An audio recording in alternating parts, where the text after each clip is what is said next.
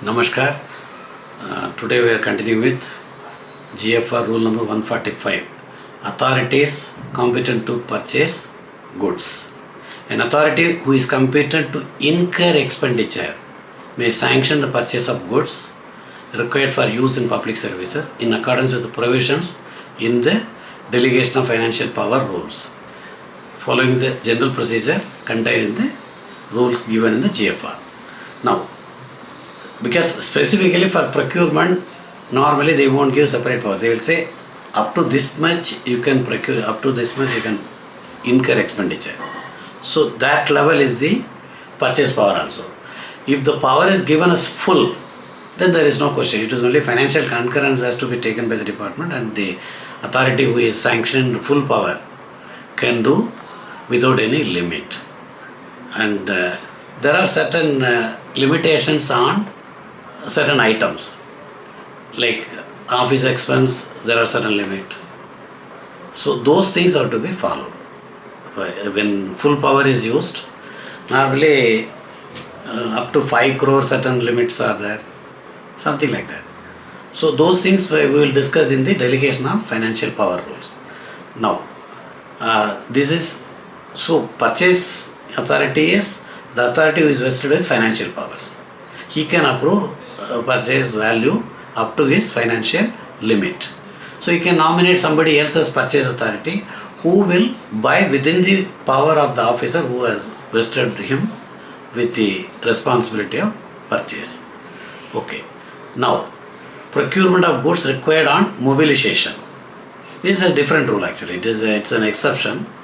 Procurement of goods required on mobilization and or during the continuation of military operations shall be regulated by special rules or orders issued by the government in this behalf from time to time. Ministry of Defence will take care of those. This will not be part of our GFR because mobilization is army mobilization to the border, Air Force mobilization, Navy mobilization, in situation like war or military operations. They will do exercise frequently. That time a lot of purchases have to be done, but that will not be as per the rules given in the GFR.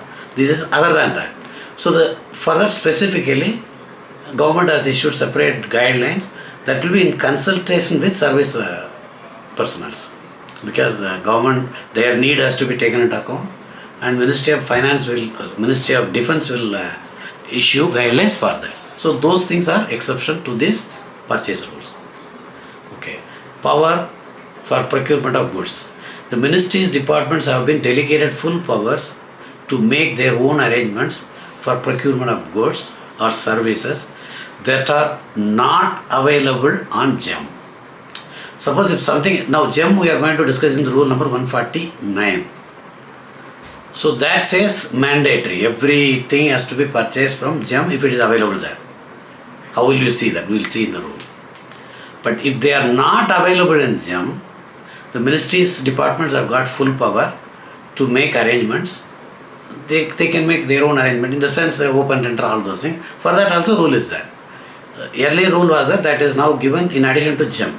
So if things which are not available in government e-marketplace, you can follow the other tender procedure, single tender, limited tender, or proprietary basis, PAC certificate you have to give. We will discuss everything, and open tender. Electronic, now e-tendering also is there, CPP portal. All those things we will see separately. Now, this power is given that you can make your own arrangement to do as per the rule without going to GEM when things are not in GEM.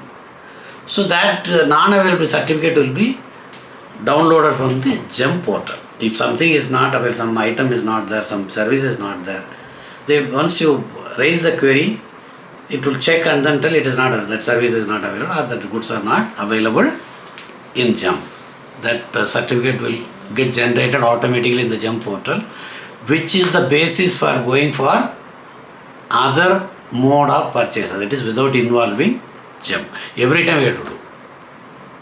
Every time we have to get the non-availability certificate in the GEM and then do. So for that, ministry has got full power. Okay. Common use goods and services available on GEM are required to be procured mandatorily through GEM as per rule 149. This we are going to discuss rule number 140. So it is mandatory. When they brought in the rule 2017, there was some confusion. GEM was also given mandatory. Same level, local purchase also they are given. But specifically, the things which are not available in GEM only can be purchased through local purchase or certain circumstances. That is clarified in 2019. So all misconception or confusion has been rectified in the amendment order issued in 2019. So I have yellow marked here. All these things were all changed, made from the original rule. This is the amended rule which is now valid. That is why I have marked as yellow here. So if you see the original rule, this will not be there. They have amended the rule. It's normally they will delete the portion and put some sub-level. They have modified automatically. So that is why I have the new inserted rule in place of old one. I have shown as yellow marked thing in the sheet which you can view here.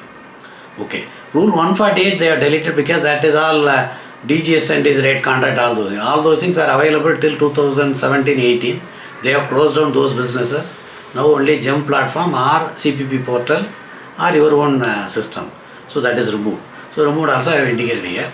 Now in the next video we will see GEM procurement.